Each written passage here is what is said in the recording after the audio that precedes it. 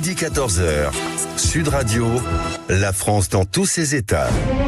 Les policiers attendent une réponse de nos gouvernements, mais pas que. Les citoyens aujourd'hui sont inquiets. Les responsables d'actes d'assassinat contre les policiers et les gendarmes seront traités comme ceux qui commettent des actes terroristes. On a eu des propositions qui nous paraissent pour certaines concrètes, d'autres beaucoup moins. Le sentiment qu'on a, c'est une prise de conscience du gouvernement. Nous construisons des places de prison, vous avez entendu, quand j'étais ministre des Comptes publics, on y a mis l'argent, désormais on y a trouvé des terrains et on les construit.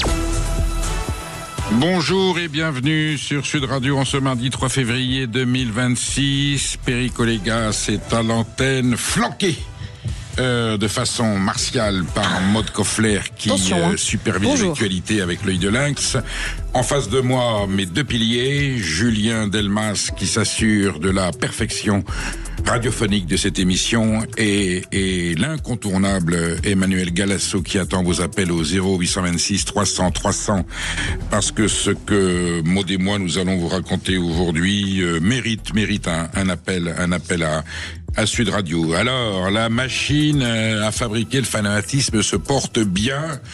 Pourquoi n'avons-nous rien appris de la façon efficace de combattre le djihadisme? Je viens tout de suite sur cette rencontre de 13 à 14 heures avec le rhétoricien et philosophe Philippe Joseph Salazar, professeur au Cap en Afrique du Sud, qui vient nous expliquer que on n'a pas bien compris ce qui se passait. On se souvient, mais on n'a pas fait ce qu'il fallait pour comprendre le phénomène du djihadisme et pourquoi il serait urgent qu'on s'y intéresse de plus près, qu'on se donne les moyens de comprendre ce fléau qui est devenu international.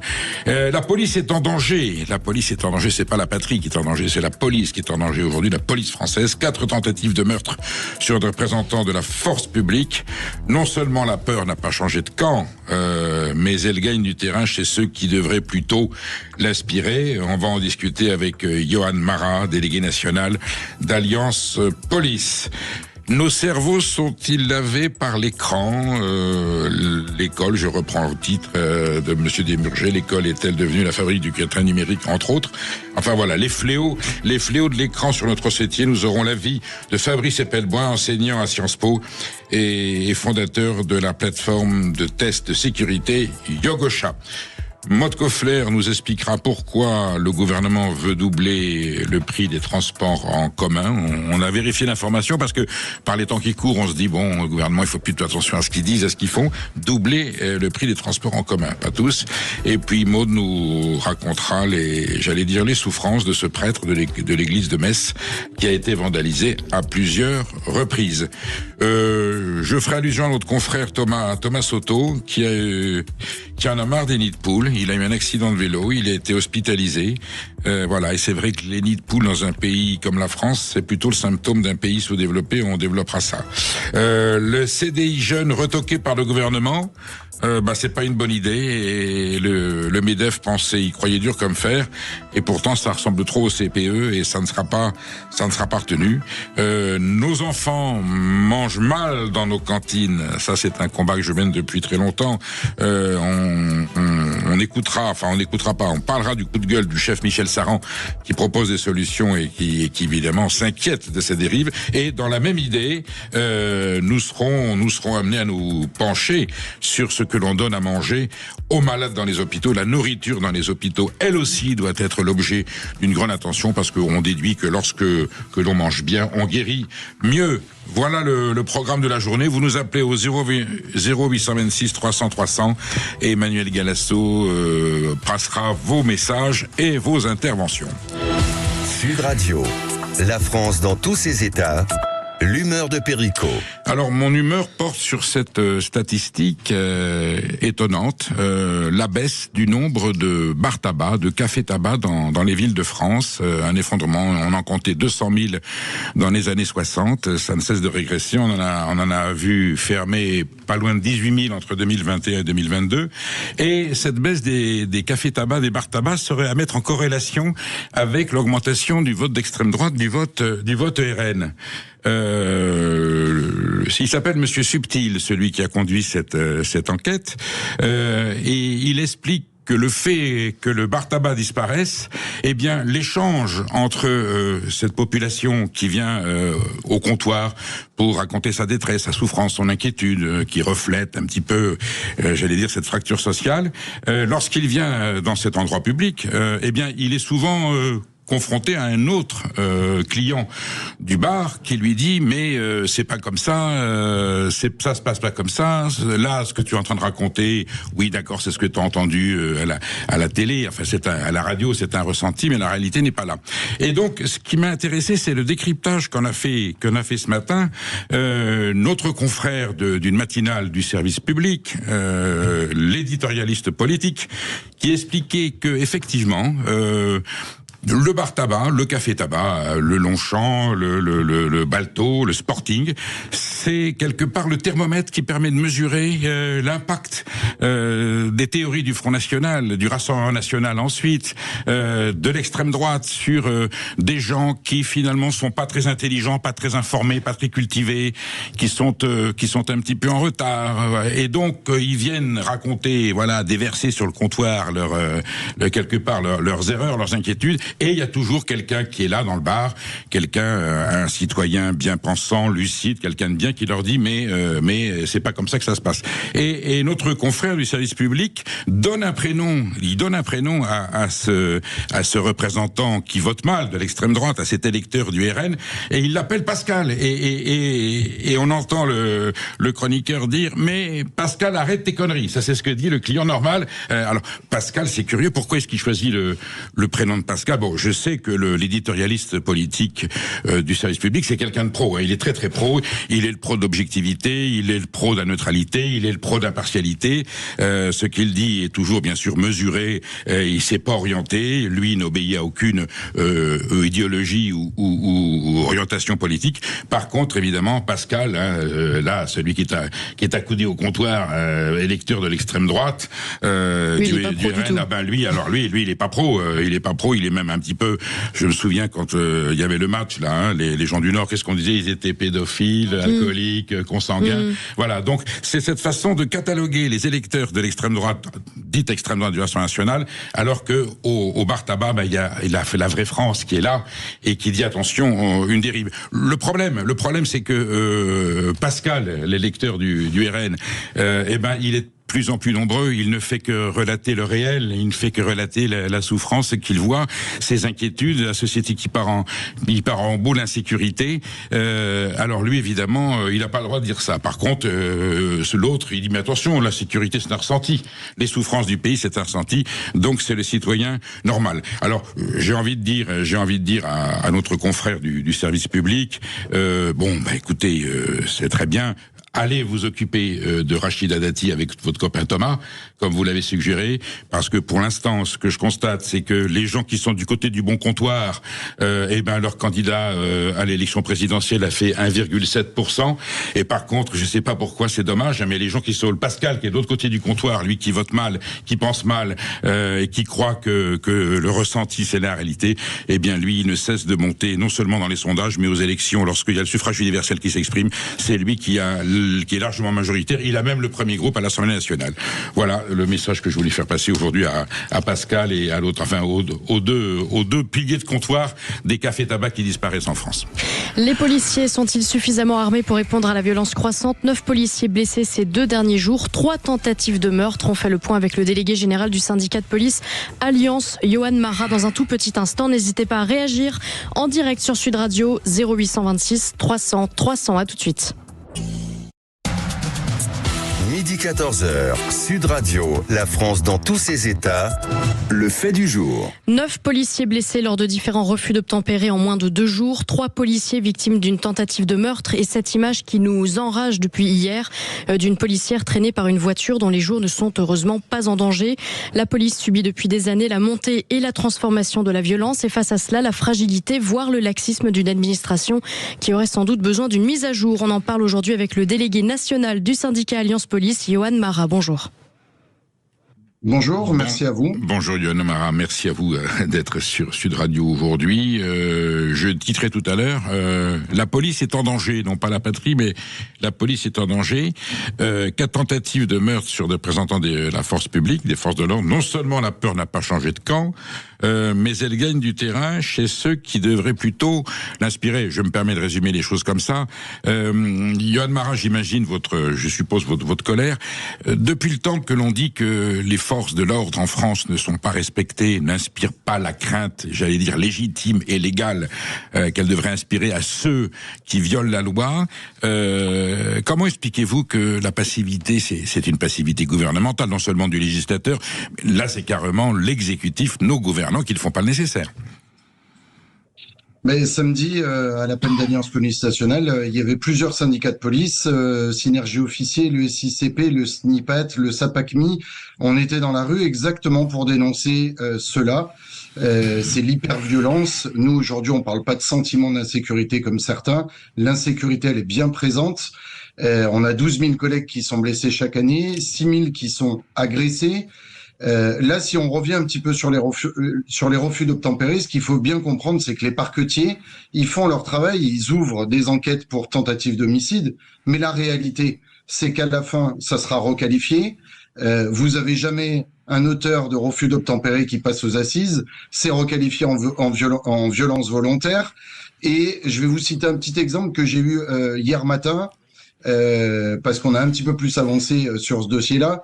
Un collègue de Pau qui a été largement blessé l'année dernière sur un refus d'obtempérer. Le parquet de Pau demande 5 ans d'emprisonnement. À la fin, on termine avec 20 mois. La réalité aujourd'hui en France, c'est celle-là, c'est que la sanction, elle fait plus peur.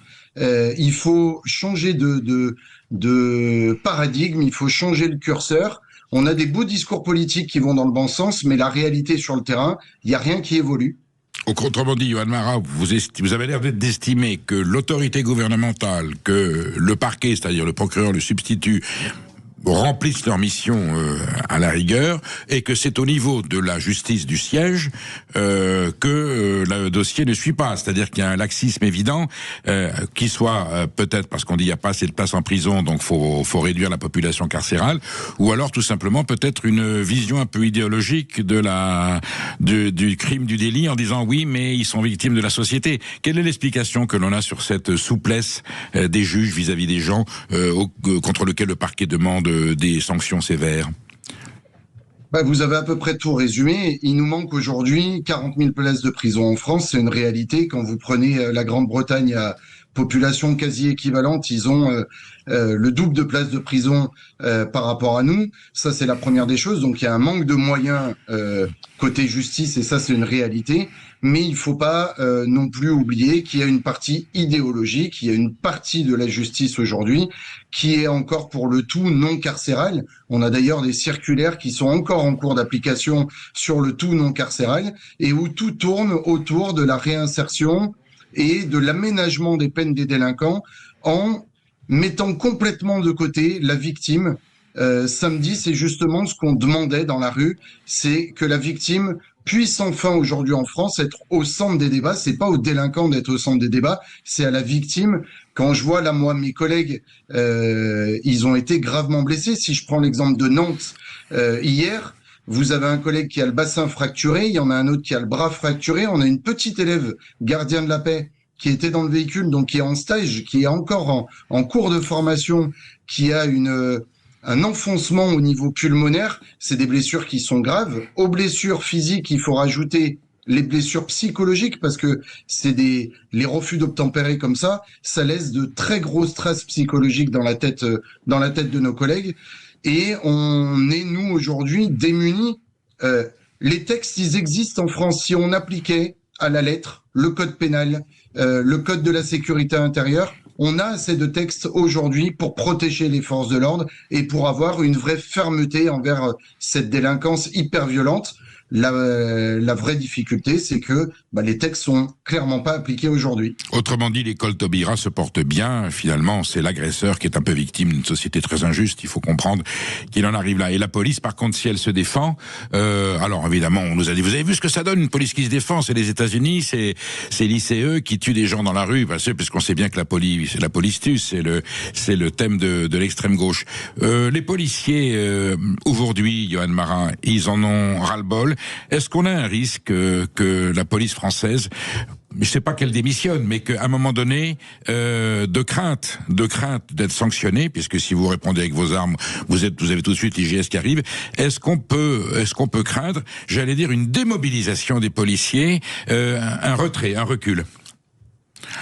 Mais c'est déjà le cas aujourd'hui. On n'a jamais eu autant de démissions de la police nationale, de mise en disponibilité. C'est comme ça qu'on appelle dans la fonction publique les agents qui, pendant un certain nombre d'années, se mettent en retrait de la fonction publique pour aller essayer de faire autre chose. Ça montre bien que aujourd'hui nos collègues commencent à perdre la foi en leur métier, parce que quand on rentre dans la police nationale, c'est pas un métier comme les autres, on rentre par vocation. Ce que j'ai fait moi il y a 20 ans, on rentre pour servir la République, sauver la veuve et l'orphelin. On se rend compte que aujourd'hui il y a un désengagement et sans faire dans l'exagération, aujourd'hui la République elle tient parce que mes collègues sur le terrain continuent à tenir. Nous, ce qui nous inquiète aujourd'hui, c'est jusqu'à quand ils vont continuer à tenir. Vous faites preuve d'une abnégation patriotique, on en est bien conscient et on vous trouve peu soutenu. Nous avons Virgile qui nous appelle de Langon et qui veut nous parler du refus d'obtempérer. Bonjour Virgile. Bonjour monsieur. Dites-nous ce qui vous chagrine ou ce qui vous êtes peut-être fonctionnaire de police ou pas du tout? Oh non, pas du tout. Bon. Non. Mais vous avez vécu un refus d'obtempérer? Vous avez assisté à une situation de ce genre? Non, j'ai pas vu ça, mais vous savez, je fais entre 200 et 400 bornes kilomètres par jour. Donc de l'incivilité, j'en vois tous les jours, oui. À toute heure. Sur la route. Voilà. Sur la route. Oui, sur la route, je vois des choses vraiment bizarres quand même. Ça fait 33 ans que je fais le VRP. Un peu surtout, le Grand Sud-Ouest surtout. Et je vois des choses horribles. Donc vous vous étonnez, en voyant des gens si dangereux sur la route, vous vous étonnez que ces gens puissent continuer à sévir en toute impunité et que finalement il n'y a pas assez on peut parler de répression tout simplement, ou en tout cas de présence et de réaction policière pour freiner un peu ce genre de débordement. Vous trouvez que vous mettez pas en cause la police, hein, vous mettez en cause le principe même de la sanction envers les gens qui enfreignent la loi, c'est ça qui vous étonne? Moi, la police, on peut pas mettre un policier derrière chaque volant, on peut pas. C'est impossible. C'est clair. Il faudrait comment ça s'appelle? Oui, non, vous voulez qu'il y ait plus de dissuasion et que les gens qui enfreignent la loi, qui conduisent mal, voilà, j'allais dire les brutes de la route et les assassins de la route aient peur d'une répression qui en fait n'existe pas et peut-être que ça les calmerait un petit peu. Johan Marin, c'est un petit peu le ressenti de beaucoup de Françaises et beaucoup de Français. Ils assistent à des choses absolument inadmissibles et on se dit bon ben voilà, si la police intervient, finalement ça n'aboutira à rien. La réalité, les chiffres les démontrent. 28 200 refus d'obtempérer l'année dernière. Moi, mes collègues, ils essayent de faire. Mais la police nationale, elle peut pas être sur tous les fronts. Entre le terrorisme, l'immigration illégale, tous les services judiciaires qui sont complètement débordés de dossiers. Malheureusement, je vais vous citer un chiffre sans vouloir vous bourrer la tête avec les chiffres, mais c'est pour bien comprendre le point où on en est arrivé aujourd'hui. Depuis les années 60, les faits de délinquance, ils ont augmenté de 400% en France. La police nationale, elle n'a pas été dimensionnée pour répondre à ce nombre de sollicitations. Il y a 20 ans en France, il n'y avait pas le terrorisme, la menace terroriste qu'on connaît aujourd'hui. Il n'y avait pas ce déferlement d'immigration illégale que mes collègues essayent malheureusement tant bien que mal de conduire. Il n'y avait pas cette explosion d'hyperviolence de violences sexuelles, de violences intrafamiliales. Moi, mes collègues, encore une fois, sur le terrain, ils essayent de faire au mieux avec les moyens qu'on leur donne. Oui, il y a une submersion des affaires et des dossiers, des agressions, et avec une réduction des moyens de la police. Maud Koffler veut vous poser une question, Yohann Marat. Oui, Yohann Marat, samedi, vous avez organisé, Alliance a organisé de nombreuses manifestations dans plusieurs villes de France qui ont réuni, il me semble, à peu près 45 000 personnes. Vous avez appelé la population française à se joindre aux policiers et aux syndicalistes pour réclamer plus de moyens, pour s'indigner justement de cette augmentation de la violence et de la disproportion des moyens accordés aux policiers. On vous a reproché des accointances avec l'extrême droite parce que les personnalités présentes étaient effectivement issues du Rassemblement National, UDR, il y avait Marion Maréchal, Sarah Knafo, Thierry Mariani, etc. Qu'est-ce que vous répondez à ces personnes ? Ce que je réponds, c'est que déjà, eux, on les a remerciés d'être présents à nos côtés. C'était un peu plus large que ça, même si médiatiquement, ça n'a pas été repris. Mais on avait beaucoup de personnalités LR qui étaient dans les rangs des différents cortèges. Mais effectivement, la gauche était absente de nos cortèges. Pour nous, la sécurité, la police nationale, ça appartient pas à un parti politique. Et nous, on fait pas de politique, on fait de la politique syndicale, à la limite, si vous voulez. Malheureusement, on essaye de discréditer un petit peu cette mobilisation policière par ce biais-là. La réalité, c'est que quand vous le voyez, tous les sondages d'opinion, la population française réclame un besoin de sécurité à plus de 90% en France. Ça représente tous les mouvements politiques, me semble-t-il, et je pense qu'ils auraient dû tous être là. Mais Yohann Marat, vous savez, les Français font tout à fait la différence entre ceux qui disent que la police tue, à gauche et leurs alliés, et ceux qui se mobilisent dans le corps politique pour soutenir une police dont nous avons profondément besoin et qui est, vous l'avez rappelé, je le dis, le gage de la stabilité, de l'ordre républicain. Il n'y a pas de démocratie sans police, et les régimes qui se sont éloignés de leur police dans l'histoire ou qui l'ont oublié, en général, ont très mal fini. Écoutez, vous avez le soutien de vos concitoyens et on aimerait qu'à un moment donné, ce gouvernement et cette classe politique prennent le taureau par les cornes et vous donnent les moyens dont vous avez besoin. Merci d'avoir été sur Sud Radio. Et puis on suit évidemment l'évolution de la santé de ces 4 policiers et on n'hésitera pas à faire appel à votre témoignage. Merci Yohann Marat. Vous restez bien avec nous. Sommes-nous en train de devenir complètement cons à cause des réseaux sociaux et des écrans ? On en parle dans un petit instant avec Fabrice Epelboin. Vous pouvez réagir au 0826 300 300. Juste avant ça, les perles. À tout de suite sur Sud Radio. Sud Radio, la France dans tous ses états, les perles du jour. Nous vous prions d'accepter nos excuses. Merci de votre compréhension. Maud, c'est vous qui ouvrez les perles aujourd'hui. On commence avec une mauvaise nouvelle. Si elle est appliquée, parce que ça me semble tellement énorme, le gouvernement pourrait augmenter les tarifs des transports publics et pour certains les doubler, c'est ça ? Oui, c'est vrai qu'on paie déjà pas assez cher. Alors c'est peut-être le moment de faire de grosses économies si vous comptez partir en vacances ou tout simplement traverser Paris. Sinon, vous pouvez aussi investir dans une voiture parce qu'à terme, ça vous reviendra forcément moins cher. Même si les TGV et les avions ne sont pas impactés, en même temps, peut-on faire plus cher ? Je ne crois pas. Les prix des transports en commun comme le TER, le bus, le métro vont peut-être bientôt doubler. En tout cas, c'est ce que préconise le gouvernement à travers la loi cadre sur le financement des transports qui sera présentée mercredi prochain en Conseil des ministres. Selon l'étude d'impact de ce texte, le gouvernement préconise de quasiment doubler la contribution des voyageurs en indexant directement les tarifs sur l'inflation. Donc on n'a pas fini de payer. Le but étant d'entretenir les voies ferrées et les routes. Les tarifs des TER, des bus et des métros sont aujourd'hui décidés par les régions et les communes. Mais ils sont jugés trop bas par le ministère des Transports puisqu'ils ne couvrent que 17% du financement des transports en moyenne, alors qu'il faudrait viser un ratio à minima de l'ordre de 30% selon cette étude d'impact. Alors forcément, ça va faire fuir un certain nombre d'usagers, mais le ministère des Transports rappelle que la contribution des voyageurs en France était 4 fois plus élevée dans les années 70 et qu'elle a progressivement décroché depuis. Donc franchement, de quoi se plaint-on ? Eh bien, on se plaint on se plaint de rien, c'est-à-dire qu'on va finir comment ? On constate. Bon. La bombe next. L'accident de vélo du journaliste Thomas Soto, double fracture tibia péroné, quand même, pourrait donner de bonnes idées aux candidats à la mairie de Paris. Oui, alors si les transports sont impraticables au niveau tarif, inaccessibles, il y a toujours le vélo, sauf que, comme me dit notre confrère Thomas Soto, qui se rend à son travail à vélo, double fracture tibia péroné, pourquoi un nid de poule dans Paris. Il y en a plein. Alors, c'est tragique parce que non, on a voulu. Bon, l'accident de Thomas Soto, on est désolé, bien sûr. On espère qu'il va se rétablir très vite. On a pris cette perle, ça méritait presque un édito. C'est-à-dire que le nid de poule, pour moi, et j'en ai connu dans ma jeunesse dans des pays à faible développement, c'est le symptôme du pays sous-développé. Voilà. Alors, des nids de poules, j'en vois plein dans Paris, j'en vois en France. Autrefois, il y avait la DDE, il y avait le ministère de l'équipement. Vous aviez tout de suite un camion qui arrivait. On colmatait des nids de poules. Quand il y avait beaucoup, on faisait le revêtement. Aujourd'hui, on est dans une situation peut-être budgétaire, peut-être d'insouciance, peut-être d'incompétence.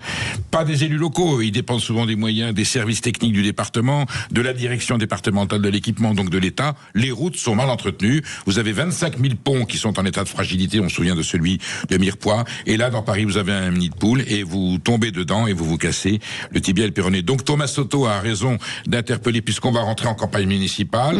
Eh bien, alors promettez-nous tout pour Paris, parce que dans les deux camps, on nous dit qu'il faut tout changer. Est-ce qu'on peut circuler à vélo? Il y a beaucoup de cyclistes dans Paris, vous avez vu. Il y a mais même pour les motards, c'est plus des nids de poule, c'est des cratères, les trucs. Bien sûr, en plus, en scooter, en moto, vous allez plus vite, donc vous allez vous faire plus mal. Est-ce qu'on peut commencer par nous rendre la liberté de circulation dans des conditions acceptables, conformes aux valeurs de la République, et puis on verra pour le reste. Mais d'abord, boucher les nids de poules, parce que le nid de poule est en train de faire son trou, et à force de faire son trou, c'est la République qui est en train d'être percée.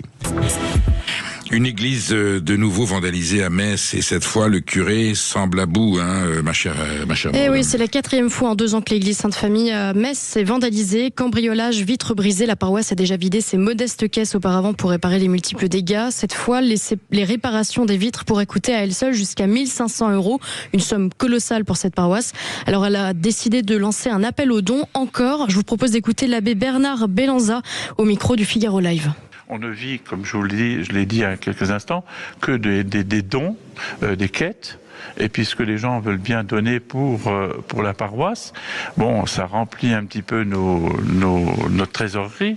Mais bon, si à chaque fois on a des travaux comme ça à effectuer, où il faut remettre en place un vitrage, là, ça nous a coûté 1 200 € à chaque fois. Donc c'est la 4e fois où on a vite fait le calcul. Et si vous voulez, bon, on n'a pas les finances pour certaines paroisses. Alors, ce n'est évidemment pas un cas isolé, on a eu l'occasion d'en parler plusieurs fois à cette antenne, et selon un bilan de la Direction nationale du renseignement territorial, 770 faits antichrétiens ont été recensés en 2024, incluant vol et dégradation, 31 incendies essentiellement volontaires, des chiffres en nette augmentation, donc on n'a pas fini d'en parler. Eh oui, il faut comprendre pourquoi. Le patrimoine de l'Église, alors tout ce qui était avant 1905, c'est-à-dire tous les bâtiments historiques de l'Église cathédrale, quand les églises appartiennent à l'État, puisque l'État a pris, la République en 1905 a pris possession du patrimoine du culte, et puis tout ce qui a été édifié après 1905 est la propriété des églises ou de l'Église catholique à ses frais, à ses coûts. Et dans les églises, il y a toujours une forme de richesse, il y a toujours quelque chose à piller. Et donc, ce sont des points faciles et c'est en train de se multiplier. Et puis, comme il n'y a pas de sanctions, comme on venait d'évoquer tout à l'heure avec Yoann Marat, finalement, on vient puis on se sert. Là, on abordera un sujet un peu plus tard. Vous savez, les monnayeurs dans les boulangeries. Et on rentre, on prend, on se fait attaquer. Là, et c'est ce qui explique, Perico, le nombre d'églises fermées dans les villages notamment, mais y compris dans les villes maintenant à certaines heures. Je suis le premier à m'en plaindre quand je traverse la France l'été avec mes enfants, ma famille, mes amis, et que je veux visiter une église, elle est fermée, on comprend pourquoi. C'est pour la protéger contre les voleurs. Le MEDEF voulait créer un CDI spécifique pour les jeunes. Le gouvernement a dit non. Oui, le MEDEF demandait un assouplissement de la législation du travail pour que les chefs d'entreprise qui embauchent, dans la mesure où aujourd'hui on a dans le jeune personnel des gens qui sont pas forcément compétents, en fait on demande la prolongation d'une période d'essai au-delà de la période d'essai normale qui est 1 mois ou 2 mois, et en fait de faire une partie du CDI qui serait en CDD, et puis au bout d'un moment il deviendrait CDI. Bon, c'est tout simplement ce que Dominique de Villepin avait essayé de faire passer en 2006, qui était le CPE, contrat premier emploi, qui avait suscité un émoi dans le pays avec des manifestations, mouvements sociaux. Il avait dû reculer, et il avait reculé sur d'autres choses d'ailleurs, ce qui est dommage. Et là, on voit bien que ça ne passe pas. Alors, on comprend le MEDEF. Oui, effectivement, quand on embauche quelqu'un, aujourd'hui, il y a de moins en moins de diplômes, de moins en moins de qualifications, de moins en moins de compétences. On a envie de s'assurer qu'avant de signer un CDI qui vous enferme un petit peu, qui vous emprisonne, on est sûr de la compétence du salarié, et on demande cette souplesse. Et puis finalement, sous la pression syndicale, évidemment, le gouvernement a reculé. Faudra revenir sur cette idée. c'est sûr qu'on comprend que les patrons, c'est eux qui créent des emplois, c'est eux qui embauchent. Il faut qu'ils aient la garantie, comme les propriétaires avec les locataires. On a besoin d'être sûr qu'ils seront solvables et qu'ils paieront. Et on a besoin d'être sûr que le collaborateur que l'on engage avant de signer le CDI définitif, on s'assure qu'il est à la hauteur des compétences dont on a besoin et qu'il pourra faire son travail correctement. Mais bouffez-le, mais prenez-le et bouffez-le. Vous avez tout ça à bouffer. Prenez-le et bouffez-le. Non mais ne le donnez pas à vos clients. Dimanche, le chef étoilé Michel Saran s'en est pris à la cantine de l'école de sa petite fille. Oui, Michel Saran est un cuisinier célèbre qui a un restaurant à Toulouse et il est, comme beaucoup d'autres cuisiniers, responsable de l'alimentation de nos enfants. Parce qu'on a des enfants, c'est un de mes combats, Maud, vous le savez, la cantine scolaire, j'ai fait des documentaires, des films là-dessus. Il est essentiel, non seulement que nos enfants apprennent, j'allais dire, la culture alimentaire, ce qu'on appelle les classes du coup, mais au moment de l'instant de table, il est important qu'on leur donne à manger des choses saines, des choses qui correspondent à une valeur environnementale, à une valeur qualitative, sans aller jusqu'au Nutri-Score. Donc il y a une éducation du goût à faire qui est très importante, et en pratique, au moment de l'instant du repas, que la cantine soit performante. Et les établissements scolaires où la cantine est bonne, mais ça change le résultat des cours, ça change le résultat des notes, ça change l'ambiance. Il y a même des cantines scolaires où les parents demandent à venir le samedi pour bien manger parce que les enfants vous disent on mange mieux à la cantine qu'à la maison. Donc ça existe, les solutions. Et il y a quelques établissements qui sont emblématiques, j'en connais quelques-uns. Et là, Michel Saran a raison de dire, il y a des municipalités où on va c'est-à-dire au mieux disant, au moins offrant, et on a des enfants qui mangent de la malbouffe à longueur de journée à l'école. Donc il faut résoudre ça. On en discutera avec Olivier Grégoire qui vient la semaine prochaine. C'est un vrai sujet politique, c'est un vrai enjeu de société. Et pendant ce temps, l'hôpital envisage heureusement d'améliorer ses plateaux repas très critiqués par les patients. Eh ben, c'est la suite de mon explication, de mon petit coup de gueule à l'instant sur le fait que les cantines scolaires doivent s'améliorer. Comme toute forme de restauration collective, même chose pour l'hôpital et le nombre de gens qui sont passés par les hôpitaux, de mes amis qui m'ont dit qu'est-ce qu'on mange mal. Et un jour, je me souviens avoir fait apporter un repas de qualité à une personne qui était hospitalisée, qui m'a dit mais quand on mange mieux, on se sent mieux. Et le directeur de l'hôpital lui disait quand on améliore la santé du repas des malades, eh bien le taux de guérison est amélioré. Des enfants qui mangent bien à l'école, à la cantine, ils ont de meilleures notes, et des malades qui sont hospitalisés et qui mangent des choses saines. Quand on voit ce qu'on a mangé à l'hôpital, mais c'est hallucinant. Je mets pas en cause, ce sont les moyens. Là aussi, on va chercher les produits les moins chers, avec des liaisons froides, élaborées, préparées dans des conditions qui sont indignes d'un endroit où on surveille la santé des gens. Et quand on est malade, on a besoin de bien manger pour guérir. L'alimentation est une forme de médicament. Je reviens toujours au Nutri-Score. Si on mange de la malbouffe, on tombe malade. Donc, il faut pas mettre de malbouffe à l'hôpital. Il faut que les gens soient d'abord heureux. De l'instant de table, c'est pas seulement un aspect nutritionnel, c'est un instant de paix, de convivialité. Il faut être serein, et lorsqu'on est serein à l'hôpital, qu'on est malade, qu'on ait une maladie grave ou une petite maladie, quand on a quelque chose qui a du goût, quelque chose qui est bien servi, que l'on mange avec plaisir et appétit, eh bien évidemment que ça favorise la guérison. En tout cas, ça permet de passer un moment agréable dans un contexte qui est pas toujours drôle d'être hospitalisé. Au moins qu'on ait des œufs, des pommes de terre, un bout de viande, un bout de poisson qui est du goût. Un petit bout de foie gras. Éventuellement. Je n'ai rien contre. Voilà, je sais pas si les médecins le prescriraient, mais en tout cas, voilà, une vraie bonne alimentation saine, propre et juste. Sommes-nous devenus dépendants, addicts à nos écrans, et quel est l'impact des écrans non seulement sur les jeunes mais sur nous aussi? On en parle dans un instant avec Fabrice Epelboin. Restez bien avec nous et n'hésitez pas à nous appeler en direct 0826 300 300. À tout de suite sur Sud Radio. La France dans tous ses états. Sommes-nous tous devenus dépendants de nos écrans, et de quels effets parle-t-on? On parle beaucoup des jeunes, des mineurs, premières victimes de cette addiction et de cet accès précoce aux informations, à des images qu'ils ne devraient pas voir. On en parle avec Fabrice Epelboin, enseignant à Sciences Po et cofondateur de Yogosha. Bonjour Fabrice Epelboin, merci d'être sur Sud Radio avec nous pour ce sujet extrêmement sensible et très important. Je fais un tout petit passage dans notre mémoire. Vous vous souvenez quand Claude Allègre, ministre de l'Éducation nationale, sous le gouvernement de Lionel Jospin, avait dit on va introduire les ordinateurs à l'école et les écrans vont révolutionner la jeunesse, on va multiplier par 2 l'efficacité de l'Éducation nationale. On n'a pas tout à fait le compte, j'ai l'impression aujourd'hui. Monsieur Allègre s'est légèrement trompé. Paix à son âme. Raté, oui. C'est vraiment raté. Après, l'introduction de l'informatique à l'école s'est fait de façon catastrophique, sans qu'on initie réellement les jeunes à l'informatique. On les a finalement formés à la suite Office, de façon à intégrer dans l'éducation nationale les coûts de formation de Microsoft pour en faire des employés prêts à l'emploi. C'est un échec complet. En soi, c'est pas idiot d'introduire de la modernité, de la technique, des moyens de communication meilleurs dans un milieu éducatif, ça, et même dans la société. Pourquoi il y a eu cette dérive? C'est-à-dire que la recherche de l'atome qui devait soigner des maladies est devenue la bombe atomique. Comment se fait-il que cet instrument, qui était un instrument de progrès, de connaissance, d'amélioration du savoir, est devenu aujourd'hui, je reprends le titre de votre collègue ou confrère Desmurger, la fabrique du crétin numérique. Est-ce que la fabrique du crétin numérique se porte bien aujourd'hui, Fabrice Epelbois? Déjà, il ne s'agit pas du même outil. À l'époque d'Allègre, on parlait d'un ordinateur et de s'initier à l'informatique. Là, on parle de tablettes ou de smartphones qui sont certes des ordinateurs d'un point de vue technique, mais qui sont extrêmement éloignés de la chose informatique. C'est de poche. Voilà.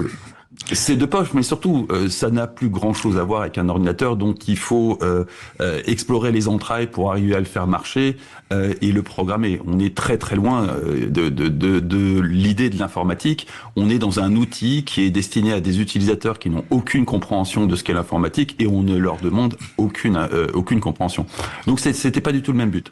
Là, on a affaire à un phénomène qu'on apparente à l'addiction, même si ça n'a pas grand-chose à voir avec les drogues, et qui effectivement cause des dommages aussi bien aux enfants qu'aux adultes.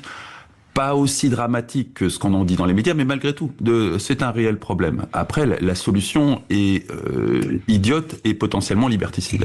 L'écran, en fait, il permet une mauvaise... Le numérique, vous êtes d'accord, l'informatique, c'est une forme de connaissance, c'est un outil de travail. L'informatique, c'est une clé de lecture indispensable pour comprendre le monde d'aujourd'hui. Bon, et vous nous dites, science sans conscience n'est que ruine de l'âme, tout dépend de l'usage dont on en fait. Et pour vous, le problème, c'est l'écran, c'est-à-dire que le fait qu'on puisse mettre, au lieu de lire un livre, ou au lieu d'aller vers une connaissance, écouter un cours, on va sur un écran, on voit, c'est quoi, le problème, c'est pas l'écran, le problème, c'est la science qui a été mise en œuvre depuis une vingtaine d'années pour créer les interfaces qu'on consulte sur les écrans. Cette science s'appelle la captologie. C'est quelque chose qui a été conçu à la fin du XXe siècle et qui a émergé réellement au début du XXe siècle, du XXIe, et qui a complètement inondé les applications qui servent à faire de l'entertainment. D'accord. Donc vous TikTok pensez est le plus gros, le plus bel exemple. D'accord. Vous pensez que c'est un outil, il y a une forme de préméditation. Enfin bon, ils savaient ce qu'ils faisaient ces gens-là. Bien sûr. Il y a une science. Il y a une science qui est développée depuis 20 ans sur la captologie, qui est l'art de capter le temps de cerveau disponible de façon à fourguer de la pub ou des idées. Mais c'est une véritable science qui a été parfaitement théorisée et qui est mise en application dans la plupart des applications du type TikTok, Instagram, Facebook, tout ça repose sur cette science de la captation de l'attention, qui n'est pas du tout la même relation à l'écran que vous avez quand vous utilisez Microsoft Word, par exemple. Où là, il n'y a pas de problème, il n'y a pas tous ces problèmes d'addiction qu'on a finalement mis à jour avec les réseaux sociaux. Donc on est vraiment sur une problématique qui est l'exploitation d'une typologie d'interface qui crée cette captation de l'attention, et on peut utiliser les écrans pour tout un tas d'autres choses qui n'ont absolument rien à voir avec ça. Oui, en fait, vous confirmez, vous donnez une explication à la fameuse phrase de Patrick Lelay, qui était PDG de TF1 dans les années 90, et qui disait « Mon métier consiste à mettre du temps de cerveau disponible ».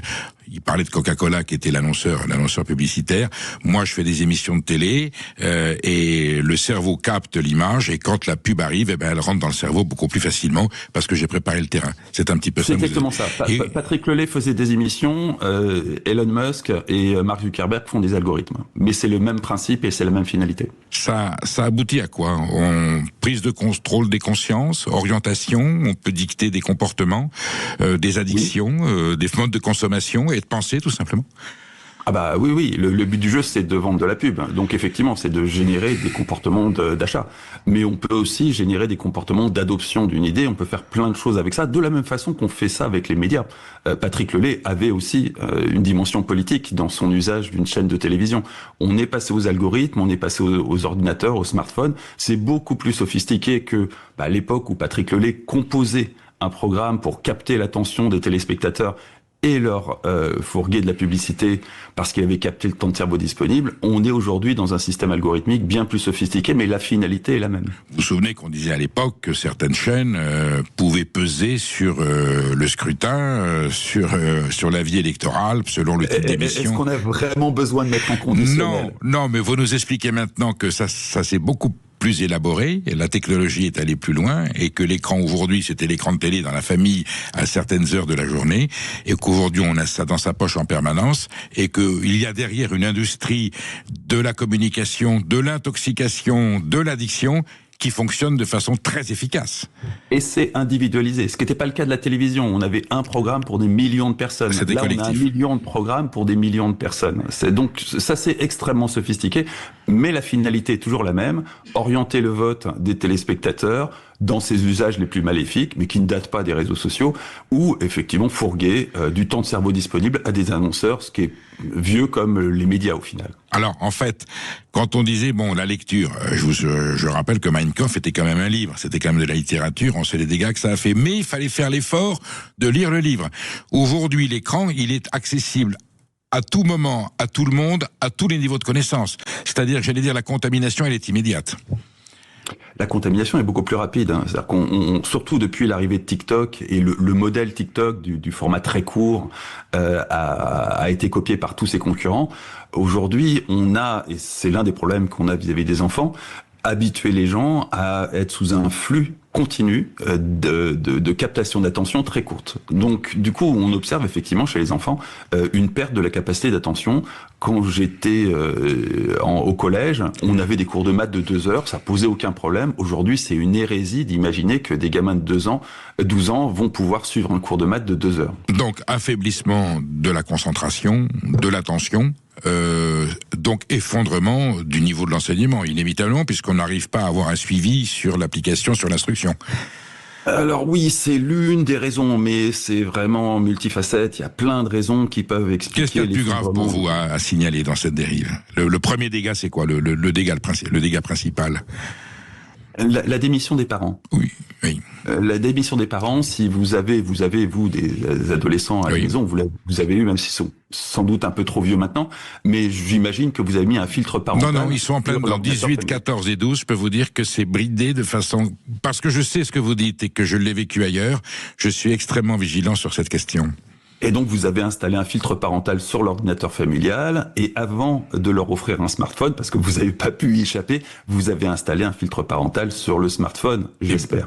Ce filtre parental vous permet de définir un couvre-feu, de définir un temps d'usage maximum, d'interdire certains contenus. C'est de votre responsabilité à vous, parents. C'est pas à l'État de le faire. Je suis allé un petit peu plus loin, Fabrice Eppelbaum. J'ai soigné l'enfant, c'est-à-dire je l'ai protégé contre les dérives possibles. Ce qui serait l'idéal, évidemment, et c'est ce que vous prescrivez. Mais pour autant, il existe des moyens pour les parents de limiter les dégâts et de faire en sorte que les enfants ne puissent pas accéder, à des communications, à des informations, à des réseaux sociaux nocifs. Vous mettez TikTok en premier quand même ou non ? Il y en a d'autres, je suppose. TikTok, oui, je le mets en premier parce que c'est le premier réseau social chinois à avoir débarqué dans le monde occidental. Ce qui fait que tout d'un coup, on a pu poser des vraies questions qu'on se posait déjà entre spécialistes à l'époque de Facebook et d'Instagram. Mais pour une fois, on n'a pas eu une levée de bouclier de tout un tas de gens qui étaient plus là pour protéger les intérêts des GAFAM qu'autre chose. TikTok, c'est des Chinois, donc c'est des méchants, et donc on peut y aller. Qui plus est, leur algorithme est plus efficace encore que ceux d'Instagram et de Facebook, ce qui le rend potentiellement plus dangereux, plus inquiétant, parce qu'on n'a pas la moindre idée de la façon dont il fonctionne, alors qu'on sait à peu près comment fonctionne celui de Facebook, et on sait comment fonctionne celui de Twitter. Là, TikTok, c'est un mystère, et puis c'est une puissance qui est clairement ni un allié, ni un ami, ni un partenaire historique, et qui est potentiellement hostile, c'est la Chine. Alors que les États-Unis, il a fallu attendre le retour de Trump pour que tout d'un coup on se pose des questions sur la nature de cet allié. Fabrice Eppelbois, vous êtes enseignant à Sciences Po. Est-ce que, pour rentrer, j'allais dire, dans le vif du sujet, on y est depuis un moment, mais le stade d'après, c'est qu'est-ce qu'on peut faire? Est-ce qu'il existe aujourd'hui potentiellement un arsenal législatif? Est-ce que la classe politique, est-ce que nos gouvernants peuvent prendre, j'allais dire, en conscience des mesures efficaces pour limiter ce massacre et les ravages potentiels que cette dérive est en train d'engendrer dans la société? Est-ce que vous pensez qu'il y a un moyen politique de résoudre ce problème? Alors, le moyen politique, vraiment, reste à trouver. Il n'est pas évident du tout. On a quand même affaire à une opinion publique française qui, aujourd'hui, se déroule dans un territoire américain ou un territoire chinois, mais en aucun cas un territoire européen. Donc, d'un point de vue législatif, on est quand même assez limité par ce fait. Et puis, la loi qu'on est en train de mettre en place n'aura pas grand effet et aura des effets pervers qui seront infiniment plus dramatiques que ce qu'on cherche à soigner. Alors, au niveau de l'instruction, de l'éducation nationale, est-ce qu'on peut quand même préparer, prévenir, au lieu à défaut de guérir, est-ce qu'on peut armer notre jeunesse contre ce fléau et leur apprendre à faire la part des choses, savoir ce qui est bon et ce qui n'est pas bon?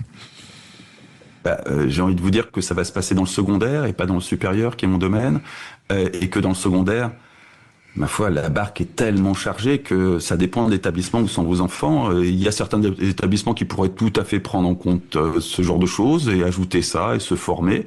Mais il y a quand même beaucoup d'établissements qui sont tellement noyés dans les problèmes que ça va être le cadet de leurs soucis. Maud Koffler va vous poser une question. Oui, Fabrice Epelboin, puisqu'on parle des réseaux sociaux, des perquisitions sont menées en ce moment dans les locaux de la plateforme X et le parquet de Paris a convoqué le 20 avril Elon Musk, patron de X. Qu'est-ce que ça dit de l'état actuel des choses? Qu'est-ce que vous en pensez? Alors il faut replacer ça dans un bras de fer géopolitique qu'il y a entre la France et les États-Unis, qui a commencé en 2024 ou 25 avant l'élection de Trump par un bras de fer entre Elon Musk et Thierry Breton. Elon Musk accusant Thierry Breton d'avoir tenté de passer un deal où il échapperait à une forte amende en échange d'une censure politique d'opposants européens.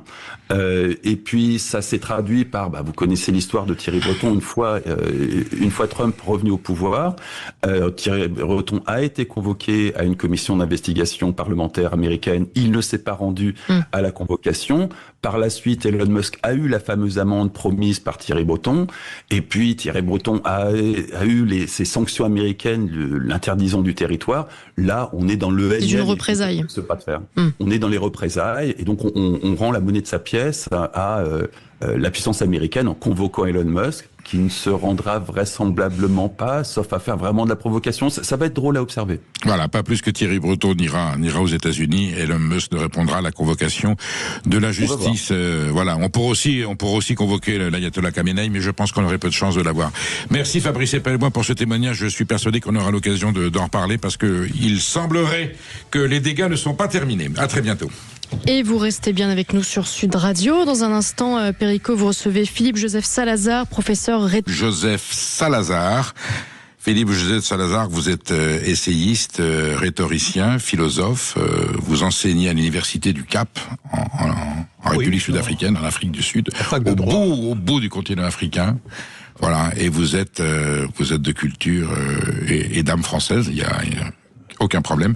Et vous publiez aux éditions du CERF un document politique, historique, qui est une réflexion très poussée et un cri d'alarme, on peut l'appeler comme ça, la fabrique du fanatisme, paroles armées. Le fil conducteur, c'est avons-nous appris quelque chose? Avons-nous fait les conclusions, les déductions nécessaires à ce qu'est le djihadisme, à ce qu'est le terrorisme intégriste musulman, et tout de suite vous posez le problème. Un des éléments de cette incompréhension, on n'a pas fait le procès de Nuremberg du djihadisme. Alors on va vous dire, il n'est pas fini, donc, mais pour autant, on n'a pas posé les jalons qu'on a posés après la guerre en disant qu'est-ce que le nazisme. Est-ce qu'on a fait un Nuremberg du stalinisme? C'est encore autre chose, mais Khrouchtchev l'avait fait un petit peu en 1956. Mais là, en tout cas, vous dites clairement, on n'a pas posé les responsabilités, la signification de ce que le djihadisme. On a l'impression que la classe politique, les intellectuels, les universitaires, tous les observateurs reprennent cette phrase de Jacques Chirac, la maison est en train de brûler, on regarde ailleurs. Est-ce qu'il y a un petit peu de ça dans cette approche? Je ne connaissais pas la phrase de ce très grand président de la République. Évidemment. Il parlait de l'environnement, voilà, il parlait de l'environnement planétaire. La maison est en train de brûler surtout. Et on regarde à côté, on regarde ailleurs. Revenons à ce qui m'a frappé, si vous voulez, c'est qu'il y a une dizaine d'années, on était confrontés à des opérations de commando à Paris. C'était une véritable attaque militaire. Bien sûr. Et de nouveau, on entre là dans le vif du sujet. Personne ne voulait dire que ces gens-là étaient des soldats. On les a appelés des terroristes, des militants. Non, c'était des soldats. Et dès qu'on emploie le mot soldat, on commence à réfléchir. Un soldat, c'est entraîné. Un soldat, c'est des chefs. Il y a une ligne de commande. Il y a un ordre de bataille. Ce qui m'a frappé à l'époque, c'est qu'on a complètement mis tout cela de côté. Le djihad est une guerre, on est d'accord. C'est une guerre, ce sont des soldats d'ailleurs. Une guerre déclarée militairement. C'est pas leur propagande, toute leur documentation est bien sur cela. Donc regardons les choses en face. C'est une véritable guerre qui s'est déroulée, je montre dans le livre, il y a 3 étapes. Il y a eu la première étape, celle de Bin Laden, que j'appelle le djihad 1-0, oui. Puisque la manière dont on dit les choses de nos jours. Il y a eu l'époque du califat de l'État islamique, et j'insiste pour qu'on l'appelle le califat. Il ne faut pas se voiler la face. Donc c'est une institution politique. C'est une institution, ça a été un État qui a fonctionné si bien d'ailleurs que certains think tanks militaires américains s'inspirent des méthodes du califat pour certaines opérations de guerre. Pourquoi ? Parce qu'il y a une forme d'efficacité ? Une forme d'efficacité. Et ils essaient d'appliquer cela à leur action en Ukraine. Je cite les références dans le livre. Tout à fait. Alors, un État qui a levé l'impôt, un État qui a eu un territoire, qui s'est effondré, qui est parti, mais qui s'est, comme je l'explique dans le bouquin, qui s'est dématérialisé. Nous sommes dans l'époque maintenant de l'intelligence artificielle, et toutes les preuves et l'évidence est là que nous sommes dans le djihad 3.0, c'est-à-dire un djihad intelligent, agile, avec une architecture Internet. Un de vos précédemment, il y avait là un spécialiste de Sciences Po. Tout à fait, Fabrice Epelbois qui parlait des ravages de l'écran et des addictions qu'engendre le numérique mal géré. Mais il faut bien voir que le fanatisme islamique ou islamiste, peu importe le mot que l'on emploie de nos jours, parce qu'à l'un sert de cache-sexe à l'autre, et l'un sert de chloroforme à l'autre, eh bien on est dans l'époque de l'intelligence artificielle, et il est très clair que non seulement le califat de l'État islamique est remonté en puissance, puisque c'est un des soucis qu'il pose au leader djihadiste lui-même de l'État syrien actuel. Oui, c'est la petite note dont vous dites de ne pas la lire tout de suite. Vous citez la phrase « La victoire est à Dieu et la conquête est proche ». C'est comme incroyable. Alors, qui a dit ça ? Alors, je pensais que c'était Saladin, vous voyez, je remontais aux croisades. Il a pu le dire. Le chef d'État actuel de la Syrie. Qui a été reçu en grande pompe. Quand il est rentré à Bagdad, un dimanche, donc c'était pas le fameux sermon du vendredi. Voilà le discours qu'il a prononcé. J'ai été stupéfait de voir que dans les médias français, on s'est de nouveau voilé la face, et de nouveau on n'a pas tiré les conséquences de tout ce qui s'est passé il y a 10 ou 15 ans. C'est pour ça que le premier chapitre du livre, c'est que, j'ose le dire, il n'y a pas eu de Nuremberg du djihad. Il y aurait dû avoir un Nuremberg du djihad. Comment vous l'auriez vu ? Ça aurait consisté à quoi ? On prenait les responsables. D'abord, on savait qui c'était. C'est-à-dire procéder à la chasse, à l'arrestation et à l'établissement d'un tribunal international. Beaucoup ont été tués, vous êtes d'accord ? Beaucoup ont été tués. Mais je vous rappelle que le chef d'État syrien actuel a en quelque sorte libéré des centaines, sinon des milliers de djihadistes dans les camps qui étaient au nord-est de la Syrie et encore tenus par les Kurdes. Donc, arrêtez les Français et les Françaises qui ont porté les armes contre la République, car il s'agit de la République. Ce sont des actes de trahison. Ils auraient dû être traduits devant une haute cour ou une justice militaire pour trahison. Et on sait quelles sont les pénalités pour une trahison. Ça n'a pas été fait. Pourquoi ils n'ont pas été jugés d'ailleurs, puisqu'on les détenait, ils étaient en détention, ils étaient sous contrôle, les États-Unis... Il faut demander cela à la haute magistrature et au plus haut magistrat de la République et le président de la République d'avant alors et de maintenant. On a bien vite jugé M. Milosevic, président de la Serbie, à juste titre. On a trouvé les moyens de l'arrêter. On est allé chercher Monsieur Maduro au Venezuela. Ouais. Et là, on les a en prison et on sait que le nouveau régime syrien va les libérer. Et en plus, on attaque les Kurdes, on le laisse attaquer les Kurdes qui étaient ceux qui le d'autant plus que, n'est-ce pas, la notion de crime contre l'humanité a été montée et fabriquée lors des tribunaux militaires de Nuremberg. C'était des tribunaux, et à Tokyo également. Le concept des tribunaux militaires, n'est-ce pas ? Et donc, on a tous les instruments, on a tout le langage, on a tous les outils. J'appartiens à une fac de droit tout de même, mais du côté rhétorique, on a tout ce qu'il faut pour avoir pu établir un pareil tribunal.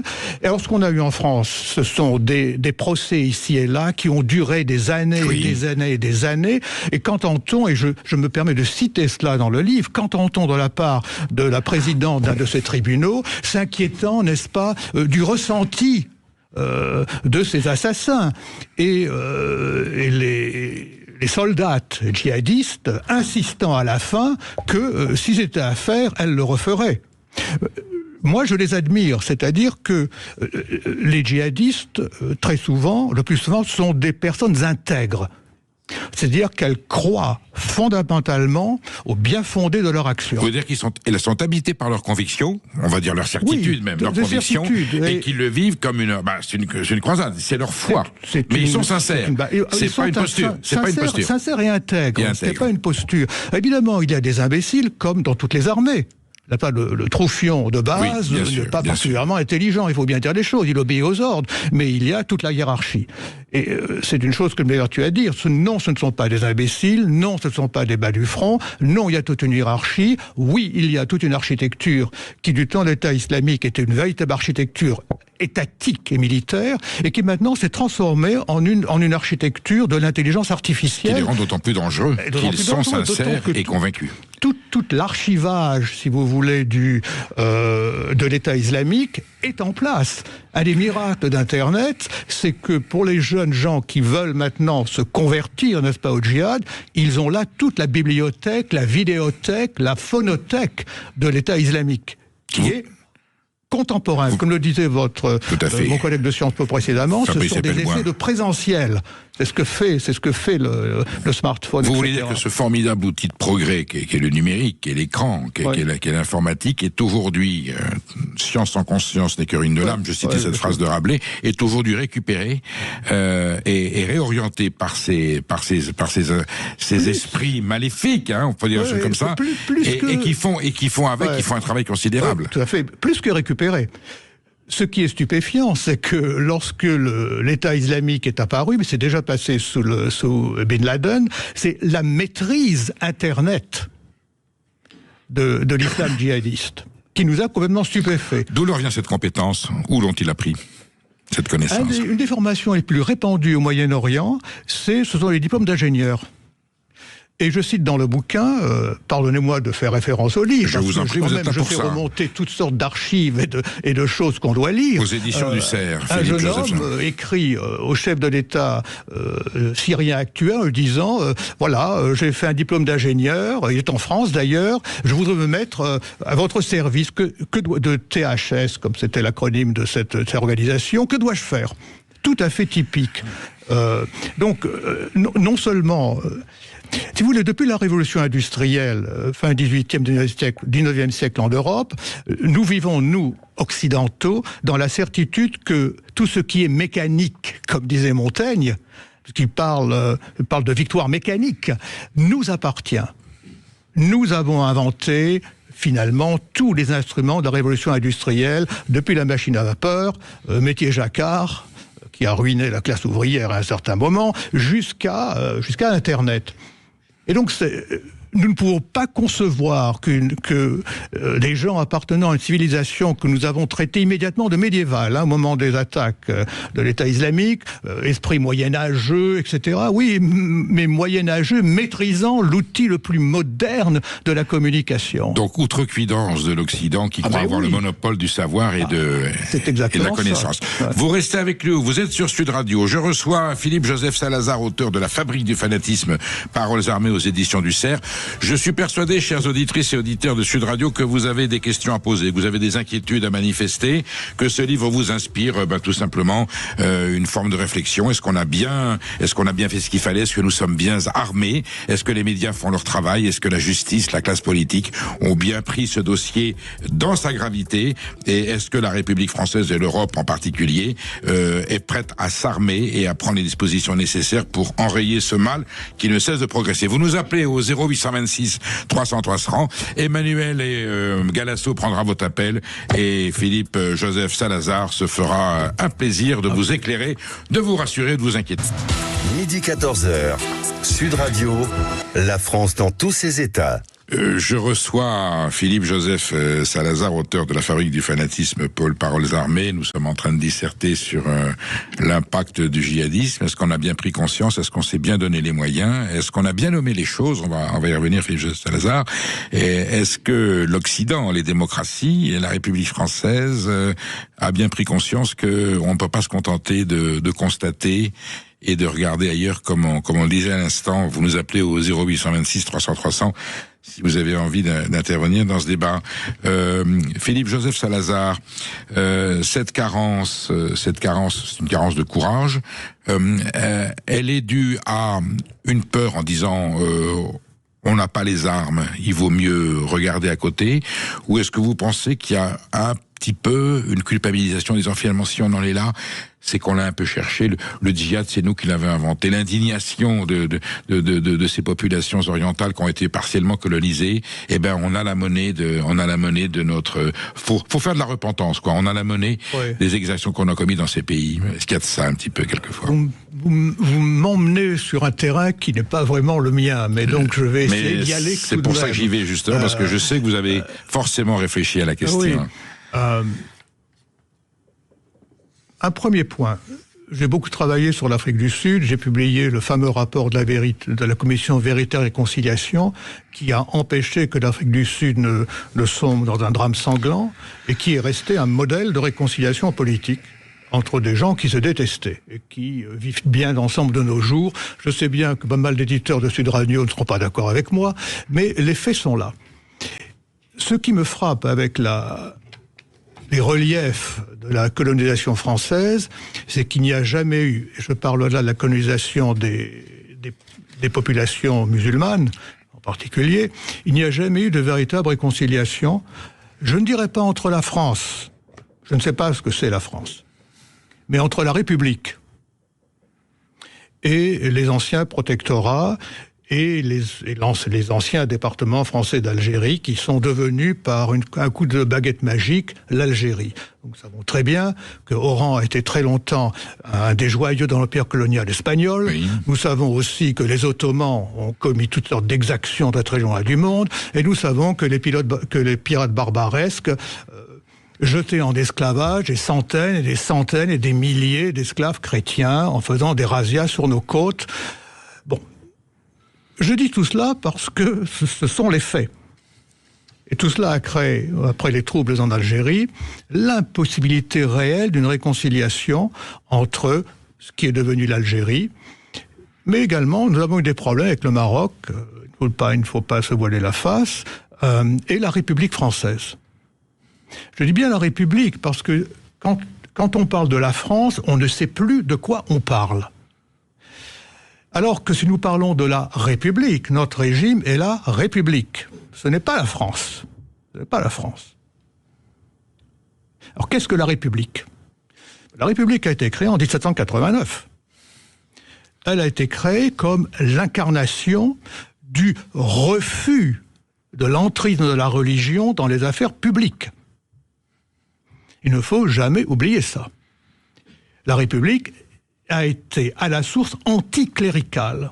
La République a procédé immédiatement à la destruction des églises, des monastères. Je crois que 40 000 prêtres ont été massacrés. On a une histoire sanglante. C'était alors le refus du catholicisme, qui était la religion royale et la religion historique de la France, mais c'était aussi le refus de la religion. Écraser l'infâme, comme disait Voltaire, il pensait au catholicisme essentiellement, c'est écraser la religion, chasser la religion de la République. Alors c'est ça la République française. La République française, comme vous savez, a pour principe liberté, égalité, fraternité. Et comment peut-on réconcilier les anciennes populations colonisées qui appartiennent à un autre univers anthropologique, ethnologique et culturel, avec cette triple devise de la République française? Et là, on tombe dans le piège des mots. Qu'entend-on par liberté? Pour la République française, la liberté, c'est la liberté envers ceux qui acceptent les principes de la République. Il n'y a pas de liberté pour les autres. Les autres partent, on les chasse, on les terrorise hors du territoire des frontières françaises. Vous reprenez la phrase de Saint-Just, pas de liberté pour les ennemis de la liberté. Mais bien sûr. C'est fondamental. Oui, mais ça conduit à la terreur. Ça conduit à la terreur. Ça conduit forcément à la terreur, mais comme je l'analyse, c'est un ancien concept du droit romain qui est le ius terendi. Lorsque vous accueillez sur votre territoire à vous des gens qui veulent vous détruire, il est du devoir du magistrat d'exercer le ius terendi, le droit à terroriser, c'est-à-dire à faire sortir du territoire. Terroriser, terreur, territoire, tout ça marche ensemble. C'est un débat qui anime la société française aujourd'hui. J'imagine. Et la classe politique. C'est extraordinaire, n'est-ce pas ? Et de même pour le principe d'égalité. Il ne s'agit pas de l'égalité, par exemple, que des catholiques ressentent entre eux au moment de Pâques, mais il s'agit d'une égalité de citoyenneté qui est en partie fondée sur le droit universel à la propriété. Chose que l'on oublie très souvent. Liberté, égalité et la fraternité. C'est une fraternité révolutionnaire. Je fais assez souvent référence aux très très grands textes, plusieurs textes de Sartre, qui n'est pas aimé à droite, mais c'est un philosophe puissant, sur la fraternité-terreur. Il explique comment, sous la Révolution, chaque individu s'engageait pour les idéaux de la République, sans prêter serment à qui que ce soit d'autre, et créant un sentiment de fraternité. Et comment voulez-vous que ces concepts fondamentaux de la République soient naturellement réconciliables avec des cultures qui ne sont pas celles-là? Alors justement, vous dites, avons-nous appris, je veux dire, en introduction, c'est le fil rouge de votre ouvrage, avons-nous appris quelque chose? Vous citez la phrase de Talleyrand qui parlait des émigrés, ils se souviennent de tout mais n'ont rien appris. Ouais. Là vous dites, mais quelle connaissance exacte avons-nous des massacres collectifs orchestrés comme des opéras de mort, de gens brûlés vifs dans une cage, de femmes éventrées, d'homosexuels défenestrés, de prêtres égorgés, de familles écrasées dans un marché de Noël, de coups de poignard dans les rues, New Normal, dit-on en anglais, sur le modèle du maire de Londres, des détails de l'histoire, et vous dites pourquoi est-ce qu'on en est là? On en est là parce que une raison fondamentale, c'est que l'évidence de ces exactions n'est plus là.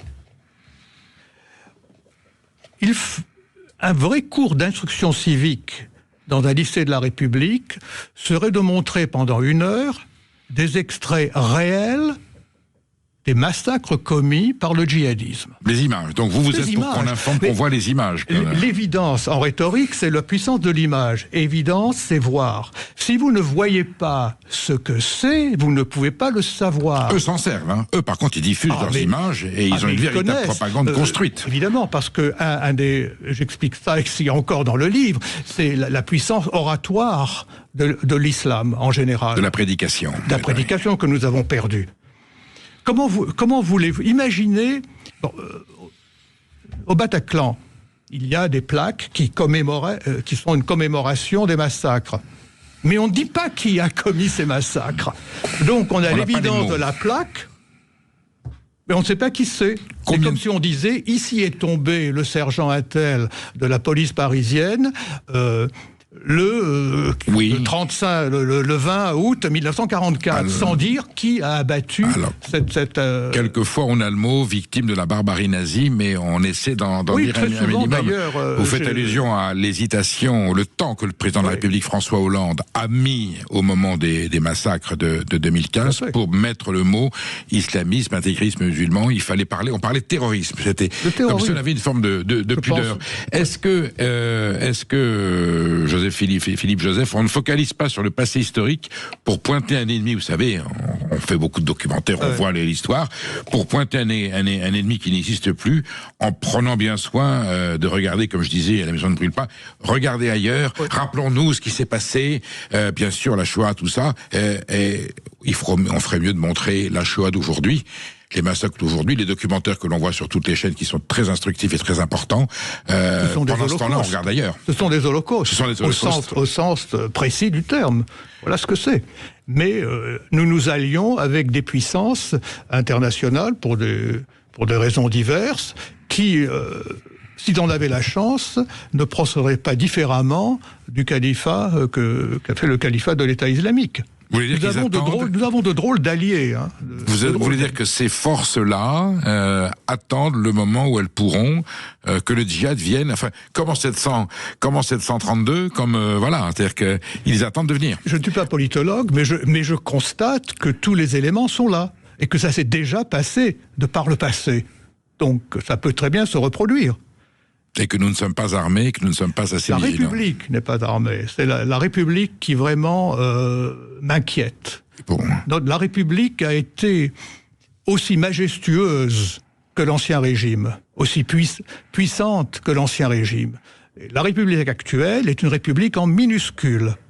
C'est une petite suite d'actes démocratiques ou pseudo-démocratiques. C'est une petite suite de procédures judiciaires et politiciennes. Ce n'est plus la République. Oui, la République. On a connu ça dans le passé. Nous sommes, vous êtes sur Sud Radio. Hein, je reçois Philippe Joseph Salazar, auteur de La Fabrique du fanatisme. Appelez-nous au 0826 300 300. Est-ce que vous craignez aussi que la chose s'aggrave? Est-ce que vous considérez que la France, que la République n'utilise pas les moyens nécessaires? Est-ce que l'Occident ne se protège pas assez?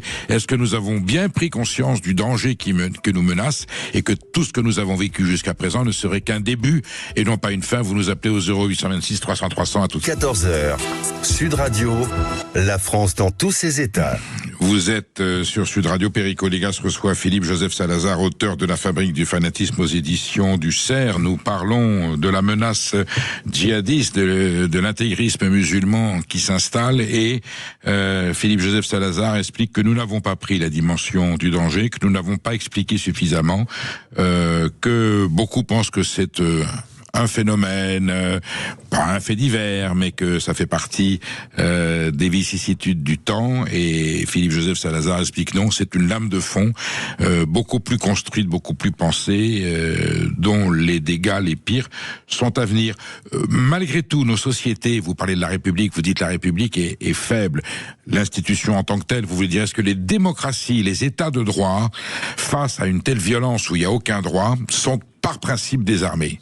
Et que l'état de droit en soi ne permet pas de lutter contre un totalitarisme qui n'a pas peur de la mort, qui n'a peur de rien, qui est fanatisé, comme vous disiez, convaincu et sincère. Autrement dit, on joue pas à armes égales, on ne peut que perdre. Alors, c'est une vaste question, comme disait l'autre, mais je vais essayer de regarder des cas un peu particuliers. Je vais vous dire une chose qui va peut-être à la fois intéresser et scandaliser, c'est que la France reste en Europe le pays le plus idéologique qui soit. Tant mieux. Seulement, sommes-nous entièrement fidèles à cette idéologie? Je parlais de la République. J'aurais pu parler aussi de la monarchie, parce qu'à bien des égards, quand la République s'élève jusqu'à ses principes, elle atteint la dignité qu'à un certain moment, la monarchie en France a atteint. C'est ce qui s'est passé à Valmy. Le peuple en armes a fait également face. La Troisième République, qui a été remarquable. Nous vivons toujours dans les bâtiments de la Troisième République. Et de Napoléon III aussi, un petit peu. Oui, là, bon, mais disons quand même, les Bonaparte nous ont menés à 2 défaites terribles. 5 millions de jeunes gens sont morts dans les guerres napoléoniennes. La France a été aussi exsangue de sa jeunesse. On oublie ce chiffre, on parle des 1 250 000 morts de 14, 5 millions Napoléon, en 1815. Bonaparte était appelé l'ogre, il ne faut pas oublier cela. Donc les Bonaparte nous ont coûté beaucoup, n'est-ce pas? Évidemment, il y a eu les plumes et les ors de l'Empire, mais il y avait autre chose. Alors je reviens à mon sujet, voilà, après cette petite digression polémique. Je me tourne vers l'Angleterre, par exemple. Je connais très bien l'Angleterre, la Grande-Bretagne. Il n'y a pas vraiment d'idéologie dominante au Royaume-Uni. Peut-être en Angleterre, où le nationalisme anglais est très fort, et on le voit dans le développement de la droite dissidente. Vous dites bien nationalisme, hein? Nationaliste. Pas que le patriotisme. Ce sont les nationalistes anglais, et c'est assez particulier, parce que les Anglais restent encore extrêmement attachés à leur histoire coloniale, au fait qu'ils ont dirigé un des plus grands empires coloniaux du monde, qu'ils ont été les maîtres de l'Inde, et cela explique en même temps à quel point nombre d'Indiens se trouvent bien en Angleterre. parmi la droite de Farage, vous savez, qui est le... J'allais vous en parler, il y a le phénomène du Commonwealth. Voilà. Ils ont gardé une cohésion avec leur ancien empire colonial. Le secrétaire général, à peu près son titre, du parti Reform, qui probablement va faire un score aux prochaines élections, est d'origine pakistano-indienne. Je veux dire, ça ne pose aucun... Donc c'est pas un nationalisme raciste. Voilà. Et le maire de Londres est aussi d'origine. Le maire de Londres, ben lui est de gauche. Hein. Bon. Donc le communautarisme est devenu une réalité sociologique en Grande-Bretagne. Mais à plusieurs niveaux. Donc il n'y a pas d'idéologie, si vous voulez, qui cimente et qui cimente la Grande-Bretagne et l'Angleterre en particulier. L'Allemagne, comme vous le savez, est une fabrication de briques et de broc. Après l'effondrement malheureux du mur de Berlin, je suis un de ceux qui regrettent l'effondrement du mur de Berlin, car nous avons perdu un ennemi immédiatement. Et surtout, quand même, l'Allemagne de l'Est, c'était l'Allemagne d'Emmanuel Kant, c'était l'Allemagne de Bach. L'Allemagne de l'Est c'est l'Allemagne de Weimar, enfin de Goethe, n'oublions pas cela, n'est-ce pas? Oui. Tandis que l'Allemagne de l'Ouest, c'était en fait les commerçants, commerce. Oui, enfin, je vous ferai remarquer que les fuites allaient plutôt de l'Est vers l'Ouest que... Mais je veux dire que l'Allemagne de l'Est était historiquement le cœur de l'Allemagne intellectuelle. Bien sûr, voilà. Bien sûr. Donc, tout ça a été mis ensemble, il n'y a pas d'idéologie qui soude en quelque sorte l'Allemagne fédérale. Tandis que la France a l'idéologie de la République. Et c'est cette idéologie que nous devons, si nous voulons la République, et si nous voulons pouvoir nous opposer à ce fanatisme djihadiste, c'est à la République qu'il faut revenir, aux principes fondamentaux de la République. Un retour aux fondamentaux. Voilà. Nous sommes avec Dominique, qui nous appelle de Grésy-les-Plâtres. Bonjour Dominique. Bonjour, merci de me prendre à l'antenne. Voilà, vous êtes inquiet par la façon dont on ne traiterait pas suffisamment le danger islamiste et djihadiste ? Si vous voulez, moi j'ai 65 ans.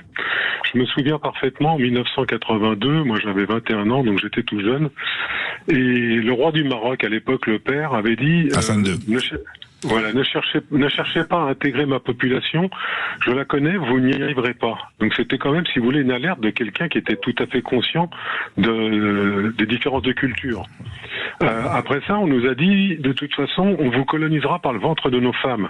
C'est une vérité, c'est une réalité qui s'est installée. Quand ça a été dit, c'est pareil, c'est dans les années 80. Les gens n'ont pas pris conscience, au contraire, ils ont surfé là-dessus pour essayer de développer la population. Autre chose. Donc si vous voulez, je pense que tout ça, c'est une histoire qui date déjà de très très longtemps, mais qui est contemporaine depuis 40 ans. Moi, je suis persuadé, si vous voulez, que l'échange des cultures fonctionne et est enrichissant. Le mélange des cultures ne fonctionne pas. Moi, c'est mon avis. Le général de Gaulle disait, il prenait une métaphore assez basique, vous prenez l'huile et le vinaigre, vous secouez, pendant quelques secondes, il y a une fusion, et ensuite chacun repart de son côté. Hassan II a effectivement dit ça. On conteste le fait que le président Ouari Boumedienne ait dit, on vous conquérera par le ventre de nos femmes, même si on peut aujourd'hui considérer que ça peut être une réalité. Vous estimez que quoi, Dominique? Que la République, que la démocratie ne s'est pas armée, ou qu'on a laissé faire par, j'allais dire, par bonne conscience, par bien-pensance? Dominique, vous êtes... Oui. Oui, on a laissé faire, on en a joué, on l'a utilisé, et aujourd'hui ça se retourne contre nous, et les gens qui en sont conscients ne veulent pas prendre les dispositions pour arrêter le phénomène. Philippe Joseph Salazar, c'est un petit peu ce que vous essayez, le message que vous faites. Ce que dit Dominique, mais c'est le « on » qui me gêne. On n'a pas fait, on n'a pas fait. C'est qui? C'est qui n'a pas fait quoi et quand. Donc il faut nommer. Où sont les abdications? Alors peut-être Dominique, vous pensez à qui quand vous dites ça? Moi je pense, si vous voulez, aux 40 dernières années de pouvoir politique, toutes tendances confondues. Philippe Joseph Salazar. Alors c'est très grave. Ce grand ensemble de responsabilités politiques. C'est très juste et c'est très grave. C'est très grave. Donc c'est une démission collective, si je comprends. Ça veut dire que la classe politique française a trahi la République. Voilà ce que ça veut dire. Peut-être patiemment, certains peut-être, pas tous. Sciemment ou patiemment, ça devient, comme ils disent en anglais, un mindset. C'est fort ce que vous dites. C'est très fort ce que vous dites. La trahison, c'est une... Je suis logicien, je pars des prémices de l'argumentation de Dominique et j'en tire la conséquence, ce qui veut dire que tout le monde a trahi. Alors il faudrait retourner en arrière et se demander quelle est la première cause. Alors ça commence quand? Ça commence quand? Et ça commence quand et comment? Est-ce que ça commence avec l'abandon des territoires français d'Algérie? Je les nomme comme cela car c'était cela, c'est des départements français d'Algérie, et les territoires du Sud d'ailleurs n'appartenaient pas au gouvernorat général en tant que tel. Est-ce que ça commence là? Est-ce que ça commence avec le coup d'État institutionnel, comme on dit en Amérique latine, du général de Gaulle? Est-ce que ça commence avec la trahison des accords d'Évian, où un pays applique les accords d'Évian et l'autre, en fait, ne les applique pas? Pour de bonnes raisons. On a toujours de bonnes raisons pour ne pas appliquer un accord. Comme disait Bismarck, c'est un chiffon de papier. N'est-ce pas? Est-ce que ça commence avec le regroupement familial? Et c'est cette recherche des causes. Ce qui me fascine, c'est à quel point le djihad islamique a une profonde connaissance de son histoire. Il remonte évidemment à l'hégire. Les chiites, eux, remontent à Ali. Et j'ai étudié de très près les magnifiques discours d'Ali. Quel orateur! Quel orateur! Gendre de Mahomet. Gendre de Mahomet. Extraordinaire. Et cette tradition est un bloc entier. Ça s'appelle d'ailleurs la tradition, pas autrement. Et le califat de l'État islamique et la stratégie culturelle des frères musulmans en France, sur lesquels je m'appesantis à plusieurs moments dans le livre, en donnant des exemples. Ce n'est pas une invention de nos jours, elle s'adosse à ces appuis qui sont millénaires. La République, elle, ne peut guère s'appuyer que sur 1789 et la Déclaration des droits de l'homme et du citoyen.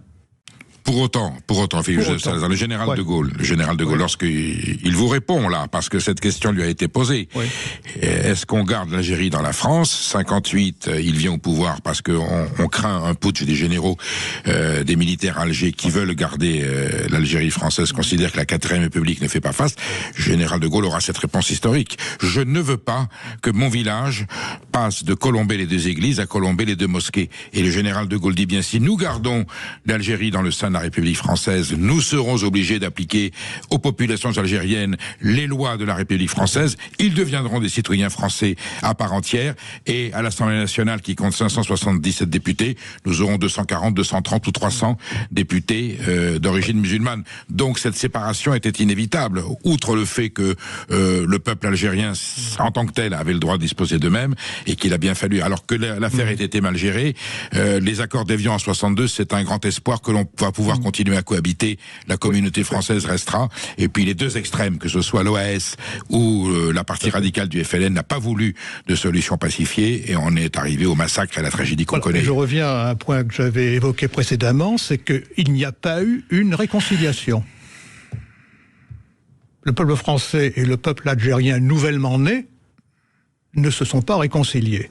Vous m'entraînez là dans un domaine qui est en dehors, vous dites, il n'y a pas eu Nuremberg des exactions de l'armée française qui ont été évidentes. Il n'y en a toujours pas. Je suis stupéfait de voir devant l'émotionnalisme plein de marketing des commémorations du Bataclan, du massacre du Bataclan.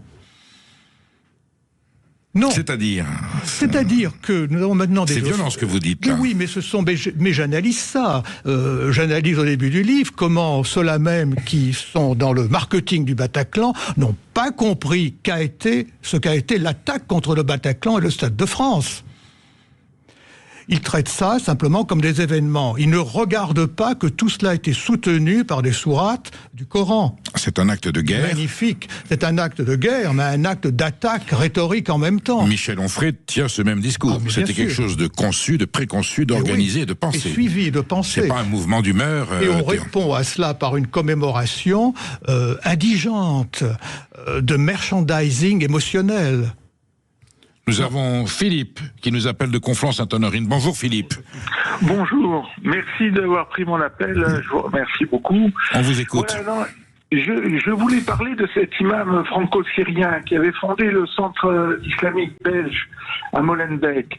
Je ne sais pas si vous le connaissez, qui s'appelle Bassam Ayatchi, qui va marier le futur assassin de commandant Massoud, et qui a fait l'objet d'un documentaire aussi sur France Télévisions. Alors je crois que c'est Stéphane Malter.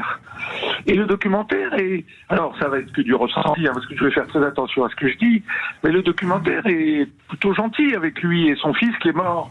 Parce que en fait, ces gens-là luttaient contre Bachar el-Assad.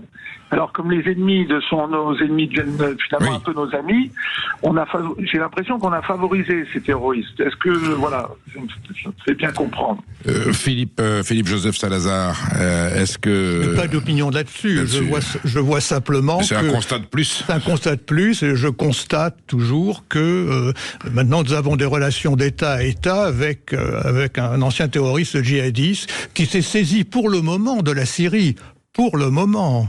Est-ce que ça pourrait être une takia, c'est-à-dire que le djihad autorise la dissimulation et on monte pas de blanche pour faire croire qu'on est gentil. Peut-être à ce moment-là, il se peut qu'une takia soit une manière de dissimuler une autre takia. Donc on ne sait pas jusqu'où on peut remonter, comme des poupées russes. Je crois qu'il faut plutôt regarder les faits, comme je l'ai fait. Je lis le discours de triomphe et je dis qu'il a dit ça il y a déjà 10 ans et qu'il appelle aux nations d'Ismaël, c'est-à-dire à l'islam, de se soulever contre, pas contre nous, pas contre l'Occident, mais contre toutes les valeurs qui sont pour les islamistes ennemis de la formation. C'est pour cela que les enseignants français sont des cibles. Bien sûr. L'enseignement français est considéré comme un instrument de pourrissement des jeunes musulmans. Donc il faut, et ça a été dit à chaque fois qu'un enseignant français est massacré, les journaux découvrent le fil à couper le beurre. Tout ce qui n'est pas dans le Coran est satanique. Tout ça a été dit, tout ça a été répété. Tout ce qui n'est pas dans le Coran est satanique, et Samuel Paty et Dominique Bernard l'ont payé très cher. On se retrouve dans quelques instants. Vous nous appelez au 0826 300 300. Je suis avec Philippe Joseph Salazar, la fabrique du fanatisme. Comment la France, l'Occident, l'Europe ne sont pas suffisamment armés pour faire face à l'offensive du djihad. Sud Radio. Midi 14h. Sud Radio. La France dans tous ses états. Philippe Joseph Salazar, auteur de la fabrique du fanatisme, nous explique sur Sud Radio que nous ne sommes pas armés, que la classe politique, nos intellectuels, que la société sous-estime le danger du djihadisme qui s'installe. Philippe Joseph Salazar, vous parlez une des forces des djihadistes, c'est la dialectique, c'est la méthode. On faisait allusion, alors qu'il n'en est pas, mais bon, les frères musulmans avec Tariq Ramadan, grand prédicateur, sont des gens qui ont des écoles de formation. Là, votre inquiétude, c'est qu'il y ait une pénétration des institutions de la République française par ces gens-là, malgré qu'on sache ce qu'ils veulent, ce qu'ils font. Certains sont morts des exactions, d'autres sont en prison. Pour autant, vous considérez qu'eux continuent à faire leur travail, à progresser dans nos sociétés ? Il est très clair que leur travail qu'on appelle de métapolitique, c'est-à-dire d'entrisme culturel, de prise en main de jeunes gens. J'ai une anecdote pour vous, si vous voulez une anecdote. Il y a 3 semaines, j'étais en France pour autre chose, et le chauffeur me cherchait à Charles de Gaulle. Ça s'appelle toujours Charles de Gaulle, n'est-ce pas, cet aéroport, pour le moment. On aimerait bien que ce soit plus que ça. Et nous parlons, et la conversation vient sur la religion. Alors, son père était portugais, sa mère algérienne, et il s'est converti à l'islam. Un jeune homme de 20-30 ans, et lorsqu'il me dépose devant l'hôtel, il me dit, vous savez, vous et moi, nous sommes les mêmes. Je ne lui ai pas dit que j'étais... Je suis anglican de confession, donc catholique. Et je lui dis, non, pas du tout. Alors là, voilà ce que je veux dire, je vais le dire maintenant. Let me be clear, comme disent toujours les Américains. Je vais dire ça clairement. Je dis non. Nous ne sommes pas les mêmes et votre Dieu n'est pas mon Dieu. Il me dit, mais enfin, comment vous pouvez dire ça ? Je lui dis, est-ce que vous pouvez pardonner à vos ennemis ? Il a été complètement perdu. Je lui dis, c'est ça la différence. C'est que quelqu'un élevé dans le christianisme pardonne les offenses. Nous pardonnons un djihadiste qui massacre votre famille, mais un djihadiste ne pardonnera pas à un soldat chrétien libanais. Et c'est cette notion de pardon. En anglais, pardon... Elle existe dans le Coran, pourtant, la notion du pardon. Oh, mais c'est le pardon envers ceux de la communauté eux-mêmes. De même, le grand pardon dans le judaïsme, c'est pour la communauté elle-même. C'est que pour l'individu qui a péché puisse réintégrer sa communauté. Mais ce n'est pas pour celui qui est en dehors de la communauté. Celui qui est en dehors de la communauté, comme vous le savez, pour l'islam, est à convertir. Il faut d'abord se convertir. Alors en anglais, pardon, c'est trespass. C'est-à-dire aller au-delà. Une offense, c'est un trespass. Donc il faut dépasser. Donc, celui qui dépasse la limite, les chrétiens pardonnent. C'est le fondement du christianisme, c'est la charité. Ça s'appelle la charité. Et la compassion. Et il était stupéfait. Ce jeune homme était stupéfait et il m'a dit, c'est pas ce qu'on m'a appris à l'école. Oui. Il veut dire à la madrasa. Ouais, bien sûr. Bien sûr. Et alors je lui dis, là, c'est très bien, c'est une anecdote, mais une anecdote vraie. Non, mais c'est un fait, et c'est souvent le point... c'est cette notion de pardon, si vous voulez. C'est souvent le point Il n'y a de la part des islamistes aucun pardon envers non seulement les chrétiens, mais ceux qui sont réellement républicains. Nous sommes des... C'est le terme, vous savez, il m'a rajouté une chose, Monsieur Macron, le président de la République, est un idolâtre. Je lui dis, expliquez-moi ça. Son idole, c'est l'argent. Alors je ne sais pas s'il a raison ou tort pour le président de la République, mais je veux dire, le concept de l'idolâtrie, très important chez les djihadistes. Si nous sommes des républicains, nous sommes des idolâtres. Alors, notre idole, c'est Mariam. Il est vrai que, de le leitmotiv, ils nous prennent pour des matérialistes, pour des gens qui sont obsédés par la richesse, dévoyés par l'argent. Eux, c'est la moralité. Pourtant, la République, Philippe-Joseph Salazar, notre combat à nous, c'est de l'intégration par l'émancipation, c'est l'éducation nationale qui doit expliquer à ses consciences égarées, si elles le sont, parce qu'il y a quand même des musulmans qui lisent le Coran et qui sont des citoyens républicains intégrés, et je pense qu'ils sont la majorité, c'est cette minorité agissante. Vous craignez qu'elle pénètre les institutions, par exemple aux élections municipales, il peut y avoir des candidats islamistes et qui se fassent élire. Vous voulez toujours me tirer vers la politique. Mais enfin, parce que je l'ai signalé l'autre jour, j'ai donné l'information, voilà, il y avait une inquiétude que des frères musulmans deviennent conseillers municipaux dans certaines communes. Le principe de base de la République française, c'est que, et c'est ce qui a mené à l'interdiction de plusieurs mouvements d'extrême droite d'ailleurs, et que certains syndicats très longtemps n'ont pas pu exister. Encore toujours maintenant, il y a une présomption pour créer un syndicat de respect des lois de la République, n'est-ce pas ? C'est le respect, non pas seulement des lois de la République, mais des textes fondamentaux de la République. La Déclaration des droits de l'homme et du citoyen, qui fait partie du bloc de constitutionnalité depuis, je sais pas, un peu une trentaine d'années. Oui.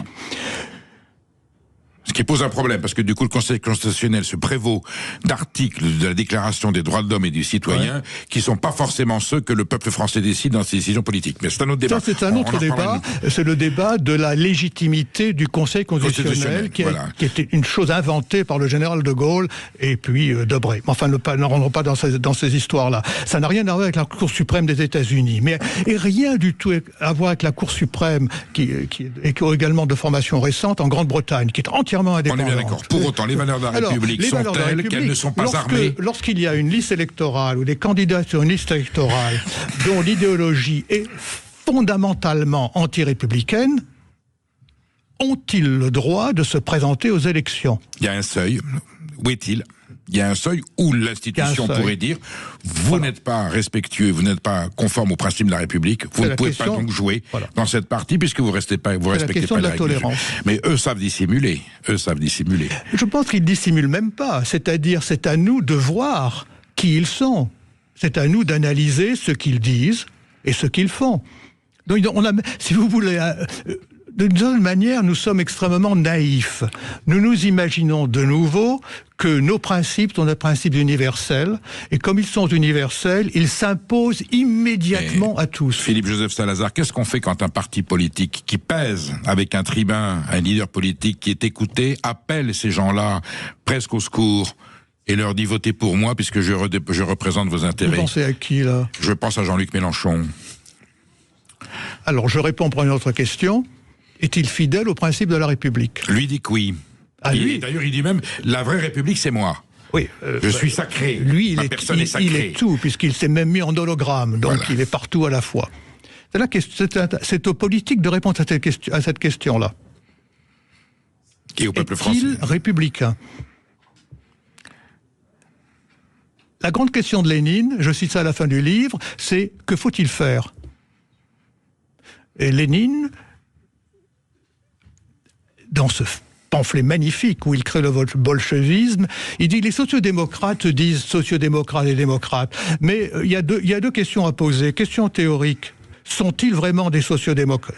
Sont-ils vraiment des socialistes ? Donc Mélenchon, est-il vraiment républicain ? Et puis Lénine dit, dans ce cas-là, que faut-il faire en réalité ?